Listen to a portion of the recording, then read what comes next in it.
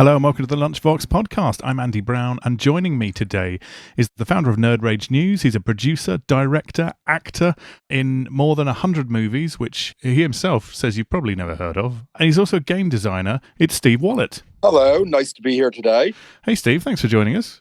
Yeah, I'm happy to. So what would you like to talk about today? Well, first of all, just very briefly, tell everybody a little bit about yourself. My name is Steve Wollet. I am an author of about a dozen books. I've been involved in 168 film and television productions. And like you said, you probably have never heard of them. Okay, so the premise of the Lunchvox Podcast is really simple. I'm going to give you a choice of 64 random questions. And over the course of today's recording, you're going to choose 8 of those. So you just need to give me a number between 1 and 64. 13. What are you scared of? Let's see. What am I scared of? Ooh, that's a tricky one. I'm scared that all the religions of the world are correct and that I've chosen the wrong one. Be going somewhere if they're all correct. Yes, well, that's the crazy thing about it. If you think about all these religions in the world and how each of them have their own end of the world scenario, they can't all be correct. It's possible none of them are correct. But if one of them is correct and I've chosen the wrong one, have I made a horrible mistake that's going to cause me to suffer for all eternity? FOMO. So that would be my ultimate fear. General fears, I'm afraid of heights. I hate heights. Any particular reason? When I was in the Army, I went to jump school. It was at Fort Benning, Georgia. We jumped out of airplanes and paratrooped in. And during one of the training exercises, we had a malfunction and one of my squad was killed. And that has really stuck with me over the years. And it's like every time I get on a ladder or a roof or anywhere where there's a chance I can fall, that starts coming back to me. I mean, it hits me pretty hard. If I get above like 10, maybe 12 feet, I start shaking so bad, I'll actually dance a ladder across the side of a house. Oh, wow. Sorry to hear that. Thank you for sharing, though. What's your next number? 44. Have you gone viral? Have I gone viral? I've had a couple of my articles go viral over the years, but in general, I would say no. The articles that have gone viral, was it just the topic and the timing of them, or? I wrote an article about the United States prison system and its public schools. And I was drawing a correlation between going to public school in America as a training ground for surviving in prison. And I did a line-by-line comparison of everything from the day one that you arrive at school to the day that you leave school, and all the different things that we teach our children in public school. Well, if you mirror that with prison, it's a perfect mirror. And my argument was that the public schools are being designed to make it so that inner city kids can survive in prison and make good workers for the government. Okay, thank you very much. What's your next number? 40. If colours had a taste, what do you think the colour blue would taste like? If colors had a taste, I think that blue would be salty with a hint of sweet, kind of like a butterscotchy caramel type thing with a dash of salt on it. Okay, what makes you think it would be that flavour? Blue to me looks like it's a thick color. It doesn't look like it's a wispy color like a pink or a yellow, you know? And when I think of a thick tasting food, I tend to go to butterscotch. I don't know why. Butterscotch and caramel, I just like them. So I like to imagine that blue would taste like that. Okay, can I have another number, please? 10. Okay. What's the one thing you would change about where you live? Well, I currently live on a farm that was built in 1766. And the building, being quite old, has 36-inch stone walls. This is stacked stone, which means there's no mortar in them. And that means the wildlife comes through every now and then. And I have discovered bugs in the house. I've discovered mice, chipmunks, squirrels, raccoons, and even as big as a 7-foot long snake. So that would be the change I would make. I think I would put mortar in my home. Oh my God. A 7-foot snake. Yeah, that was No. quite frightening. It was just a black snake, which is a non-poisonous, relatively peaceful snake. I mean, I just picked it up and carried it out of the house, but I wasn't expecting it. I was walking up the steps, and here it is coming down the steps.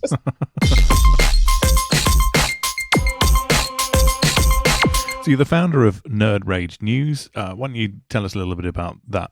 So Nerd Rage News was started in 2013 as a blog. It was my way of expressing my love of nerd culture. And I initially started writing about tabletop gaming. And as the years went on, I began to write about video games, about books, about comic books, about movies, about technology, anything that caught my eye as being related to nerd culture.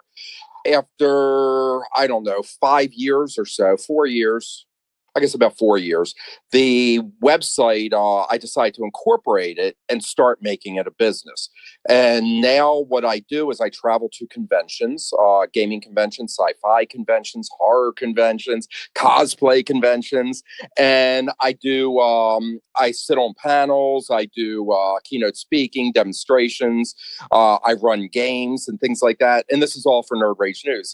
It's allowed me to produce movies. It's allowed me to write books. It's just fun. And one of those movies was, I think it's And Now a Word from a Gamer. That is correct. Word from a Gamer was a documentary about tabletop gaming. We traveled around the United States and spoke with gamers, game designers, people that were just being introduced to games, and explored the trials and tribulations that games have caused them in their life, as well as the wonders and joys that games have brought to their life. I have people that were from the UK, from Australia, and other places that I wasn't able to interview directly that sent me film clips that we also incorporated into it. And we trace everything from the origins of Dungeons and Dragons in the 70s all the way up to modern games like Pokemon and Yu-Gi-Oh! Is a fascinating movie. The movie's up on Amazon Prime now. If you have it, it's free. If you don't have Amazon Prime, it's a couple bucks to rent it.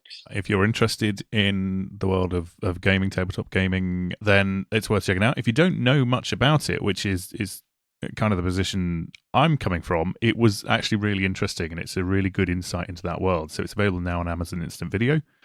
And yeah, definitely worth a watch. Thank you. Yeah, I enjoyed making it. It was we made it with no money. I had no budget whatsoever. We just went in and started filming. Somebody donated the equipment to me, and we ran with it. And I mean, we joked in the introduction about the huge amount of productions that you've been involved in as a producer, a director, an artist. Are these all passion projects? Yeah, most of the stuff is passion. It's getting involved in. Like I said, Nerd Rage News was started as a hobby, and moving on to these other things was a way of me just expanding my hobby in a way that could bring a small amount of revenue into my life and allow me to pay for my hobby. So it's absolutely passion. I mean, making films, doing the books, all of it is about me expressing my love of this culture that when I was a kid, I used to get beat up for, but today it's the age of the nerd. Everybody seems to be into nerd stuff. Okay. Can you give me another number, please? Okay. Let's do number 1. I have to assume that's your best question. You could assume that. Unfortunately, I randomized them all, so it could be a terrible one. Let's try this. What's the most useless thing you've ever owned? Oh, wow. That's a tough one. The most useless thing I've ever owned. I would have to, you know what it would be? Years ago, I bought a solar powered device that is supposed to make noises to scare animals away.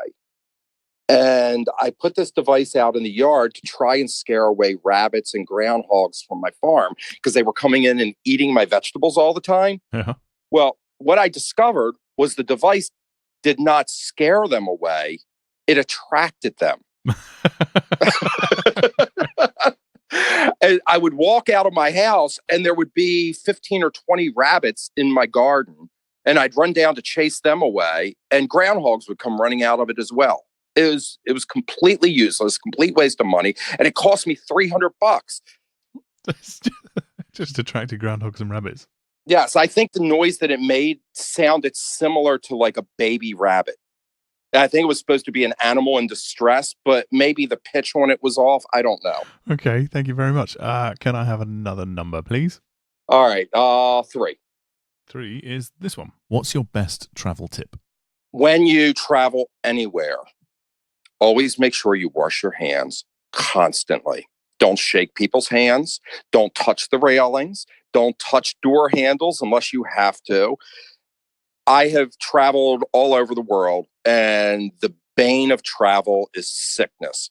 And like when you go to conventions, they have something called con funk or the con plague, and this is the most horrible thing you get because you're walking into a place with 4 or 5, 10,000 people, and you never know what diseases people are carrying. The conventions that I have failed to wash my hands continuously, I have gotten sick. And a few of the times I've gotten so sick, I wanted to die. Okay, thank you. That's good advice. That's right up there with don't have ice in your drink, isn't it? No, that would definitely be up there. Okay, what's your next number? 12. What is the best animal? Dog. Absolutely. Hands down, dog. No question asked. Dogs are... Right. I mean, they say they're man's best friend. Well, I really believe that. I've had dogs my whole life. At one point in time, I owned 84 of them, just to give you an idea how much I love dogs. Today, I only have one, but having a dog, it helps with stress relief. Dogs, their emotional states are very much like the states of children. So it's like having a small child with you at all times. If you have the dog trained well, he can be your defender. He can be your best friend. He can be the person that soothes you when you're sad. He's the person who makes you happy. Dog covers everything. And your final number? 5. What is your opinion on clowns?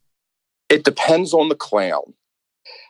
I really like clowns that are goofy and funny, but there are some clowns out there that are pretty darn creepy, and they make me a little bit unnerved when I see them. Going to like a carnival, the clowns that you typically see there, I've never had an issue with. But when I go to these different gaming events, a lot of people are dressing up as clowns that aren't zany. They're more on the creep side, and some of them, I am very disturbed when I see them. I believe I've said it before and I'll say it again, terrifying nightmare beasts. I can see that.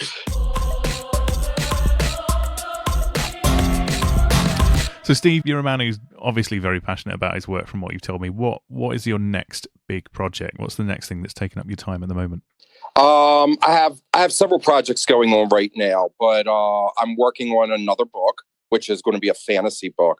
But the big one that I'm trying to do is actually a film that is about how do I tell you without ruining the punchline? It's about a 12-year-old girl who is addicted to murder.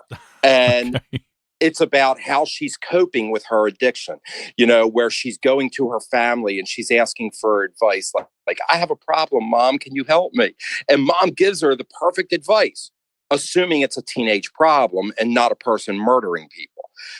And the different advice that she gets from people actually helps to accelerate her murder addiction.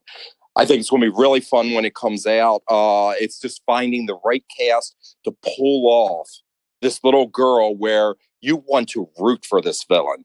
I think it's going to be awesome.